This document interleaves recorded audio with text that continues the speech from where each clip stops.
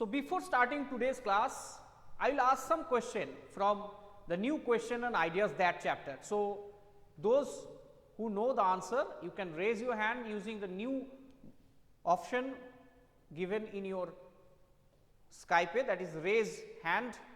Otherwise, you can directly type in the chat box. Okay. So, I am asking some question from your chapter number 7 from your new NCERT book. So, the first question is, in which place Gautam Buddha got enlightenment? In which place Gautam Buddha got enlightenment? If you know the answer, mention in the chat box. Okay, Srija given already the answer. Anyone else? Rest of the students give your answer. Okay, Vishnu also given. Mehtab, Srija, they also write their answer. Okay, so 4 answer I have received here. Anyone else? If you have any other option, if you agree with some other option, you can also write that in the chat box. Okay, so all of them mentioned that it is Bodh Gaya, and the question answer is absolutely correct. So, the Bodh Gaya is a place where Buddha got enlightenment, and he was meditated for a long time under a peepal tree, and that tree also known as Bodhi tree, and it was also worshipped by the Buddhist people. And every year thousands of pilgrims visited and came to visit the place where Buddha got enlightenment, that is Bodh Gaya. The Buddhist temple, various Buddhist temple monasteries also situated in Bodh Gaya. Very good. Now, the next question, tell me that in which language Gautam Buddha delivered his teachings? In which language Gautam Buddha delivered his teachings? Upanishad. Okay, one answer is here. Upanishad. Anyone else? In which language Gautam Buddha delivered his speeches or teachings? Upanishad. Vishnu also said it is Upanishad.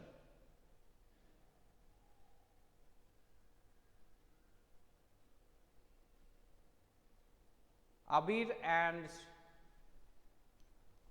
Upanishadic. What is the language?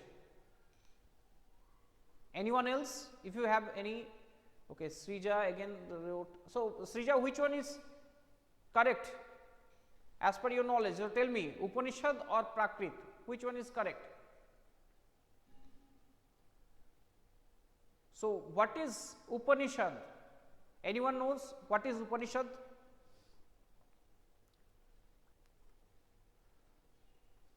Okay, now Srijita and Mehtab said it is Prakrit. So, what is Upanishad? It is a subject. Srija said Upanishad is a subject. Okay. Anyone else? 274. What is this?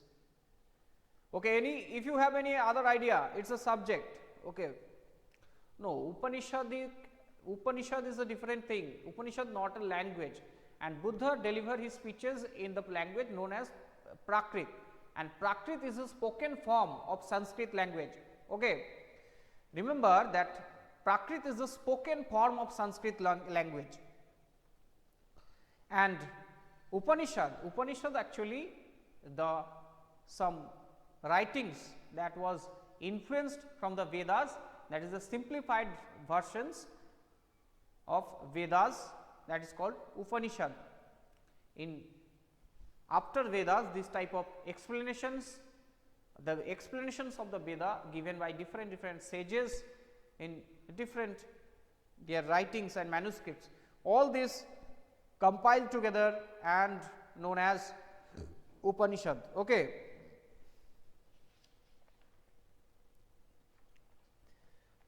And you have already read the ideas of Upanishad, that there is something present beyond our body, that is the Atma. So, and Atmas are two types, it is supreme soul, supreme and universal soul, another one is the individual soul. Okay. So, now the next question, why did Kushinara is famous for? Okay.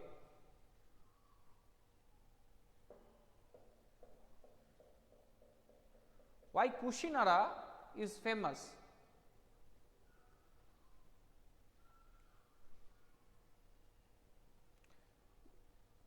Okay, why Kushinara is famous? Tell me, what is the reason behind the popularity of Kushinara or Kushinagar? It is also mentioned in various Buddhist texts.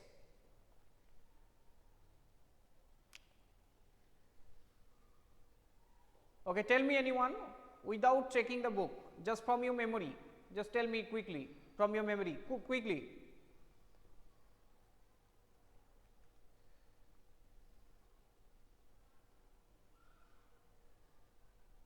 Okay, no answer, no reply from that side. Okay, so Kushinara is a place where Buddha died, okay, or Buddha left his earthly body. Can you hear me, students? So Kushinara is a place where Buddha left his earthly body.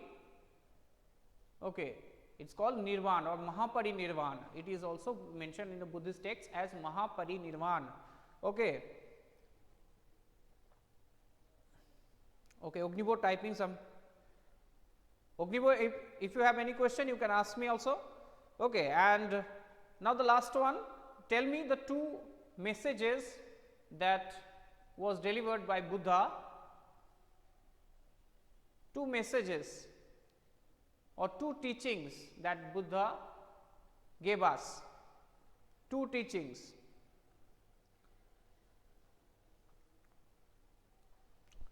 Two teachings of Buddha.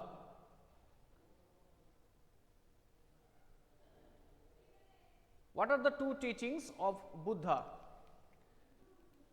The number one teaching,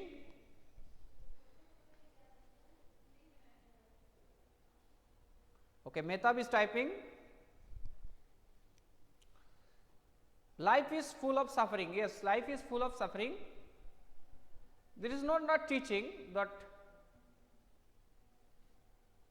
yes, and unhappiness. It is not teaching, it is the philosophy of Buddha, it is the realization after enlightenment Buddha got, the realization that he shared with us, and his teaching is be kind with every human being and also every animal, every living being, be kind with everything and don't hurt any human being or any animal for your personal gain. Okay, means non-violence. Non-violence is another, ahimsa or non-violence is another teachings that Buddha gave us, and also be kind with every living being, that is the another message that Buddha delivered. And he also said that if we do some good thing, we got good result, and if we do some bad thing, we also got the bad results. And he taught people to be kind and respect to the lives of others. Yes, and if we get what we want, we are not satisfied and we want more. Yes, all these are true also. Okay, so Buddha told us that our life, the next life or afterlife, and all these things, the circle of birth is depend upon the karma, the good or bad deed of us. Okay, students, thank you everyone. Everyone is correct. Now we start this chapter. We are going to start this chapter, chapter number 10 from old NCERT book and chapter number 9 from new NCERT book. And another chapter is there, that is the not part of your syllabus, that is vital villages and thriving towns. Okay. So no need to read that chapter. This chapter is not a part of our syllabus, that vital villages and thriving towns. Okay. So we directly move towards traders, kings and pilgrims.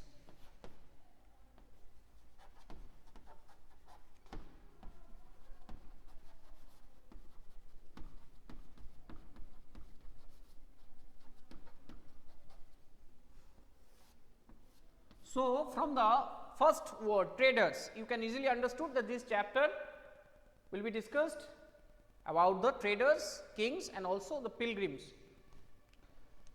And the first subunit is how to find out about trade and traders.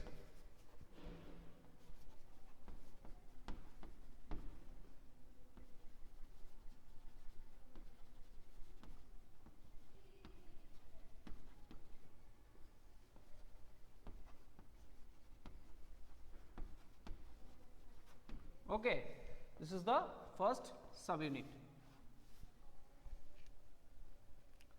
That you have read in chapter number 5 and 6 that different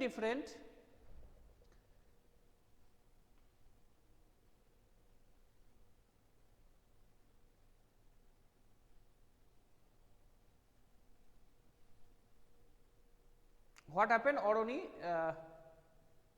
that I ain't know anything, but what you have written unhappiness is little bit unholy.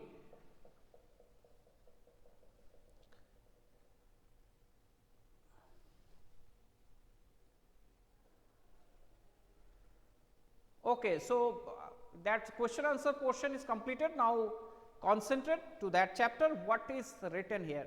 That in that chapter, chapter 5 and 6, so we know that due to archaeological excavation, the archaeologists have found different colored earthen pot, such as grey ware, some red ware or black ware. Okay.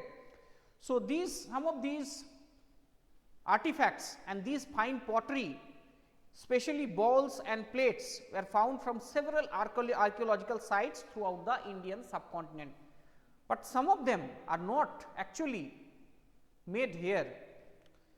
So, how do you think those different artifacts and those beautiful artworks and pottery reached these places? If you have any answer, that how did those places reached in different parts of the subcontinent?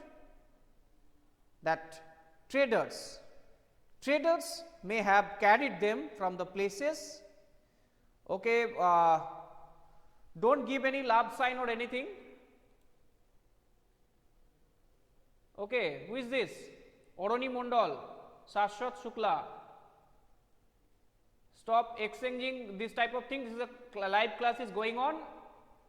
Okay, and listen to me what I am saying. So I am asking question also. I will ask question from these portions today. So listen carefully. That those grey were actually taken from some another countries. So traders may have carried this from one place to another place, such as some of the blackware that was made in Mesopotamia, that is the bank of river Euphrates and Tigris in today's Iraq, and sometimes some artifacts belong to Indian subcontinent found in the Iran, today's Iran, or in Central Asia in the Syria. So those things actually carried by the traders long ago. So traders may have carried them from the places where they were made to sell them at other places. So South India was famous for gold at the time, you know that. Spices, especially black pepper, and precious stones also found in Gujarat was very much valued in the Roman Empire, especially black pepper particularly. So much, it was so much valued that it was known as black gold, and in Roman ships and in traders carried many of these goods to Rome in ships across the sea, across the Indian Ocean and Arabian Sea.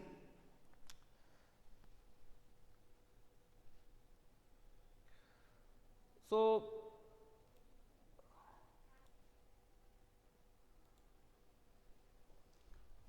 okay, Oroni, if you have any question, you can ask me through the chat box.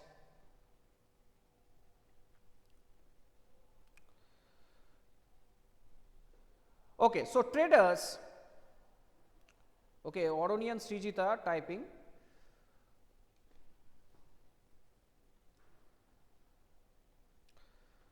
So traders carried many of these goods to Rome in ships across the sea and by the land in caravans.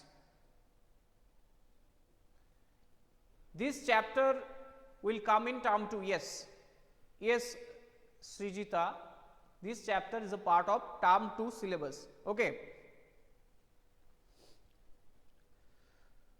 So much of that, so they carried all these things through caravans or either sea route. Caravans means a series of carts or bullock carts and the camel carts full with black pepper and Indian spices carried through the northwestern provinces like today's Pakistan and Afghanistan to Central Asia, okay, up to Syria and Iraq and through Mediterranean Sea into Europe, in Roman Empire especially. Why was black pepper so much important for these Roman people? Do you know that the black pepper was used to season the meat? They mainly, the people living in the Europe is a place situated in mainly in the most of the places near the Arctic Circle. So it is very much cold there, and in winter season most of the places covered with thick layer of ice. So hunting animals was very much difficult at that time. So they mainly consume meat. So meat was not available for them in the winter season. So they hunted animal in summer season, and after that they processed the meat and seasoned it with salt and black pepper. So in a process the meat can be stored in a barrel made with wood for several months, and the time of winter they consume that meat. So that is why black pepper is very much in demand in Europe, mainly in Roman Empire. And there must have been quite a lot of trade, as many Roman gold coin also found in South India. Due to archaeological excavation in some places, the archaeologists found Roman gold coin that was brought from Rome maybe 2000 years ago. So traders explored several sea routes also at the time. Some of these followed the coastline, because at that time sextants and compass and binoculars, these type of instruments are not there. So it is very difficult. So in the middle of a sea to observe the which portion is east, which one is north, which one is south. So very difficult. So some of these followed the coastline. So it is very easy to follow the coastline, and through the coastline they can easily. So this is the Gujarat, okay, this is today's Pakistan, all this region, Iran, Arabian Peninsula. So the Gulf, it is the Gulf of Persia, and this is the Red Sea also there. So they mostly carried their trades through the coast, okay. So in this way they followed the coastlines, and coastal trades was very much flourished at that time, okay. They followed the coastal areas in this way and reached up to Europe through Persian Gulf and through Red Sea to Mediterranean, and Mediterranean to Europe. If you have atlas, you can open the atlas and you can see the water routes today also followed by the merchants and navies of various countries. So where sailors took advantage of the monsoon winds to cross the seas more quickly, and so if they wanted to reach the western coast of the subcontinent from East Africa or Arabia, they choose to sail with the southwest monsoon. You know that southwest monsoon is the main reason of the plentiful of rainfall in Indian subcontinent in the time of rainy season. So they followed the monsoon wind which came across from the south pole towards the Indian subcontinent. So there these type of boats they used, the ships they used have big sails, and when wind blows with the help of this wind, these big ships, this helped the sails towards India. Okay. And they could sail with the southwest monsoon, and sturdy ships had to be built for these long journeys, and these journeys might be for several months. Okay. And stormy weather also disturbed their journeys, but that is why they had to make strong ships that could struggle and that could survive between the heavy stormy weather in the ocean. Okay, students. So, this is the story of the traders. This way the trade and traders find out the routes to India, and the trade and commercial activity occurred at that time. Now, next subunit we will going to discuss the kingdoms along with the coast. Okay. So, if you have any question, you can ask me, Oroni, Ognibo and Srija, Srijita, anyone. If you have any other question regarding this subunit, you can ask me.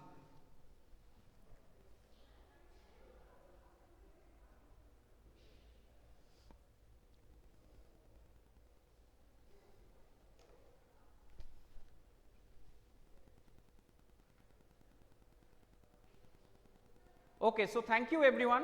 Thank you for joining this class. So, tomorrow I will upload the exercise question and answers of chapter number 8 from old NCERT book, and chapter number 7, that Ashoka, the king who gave up what. Okay. So, read carefully. Thank you everyone. See you in the next class.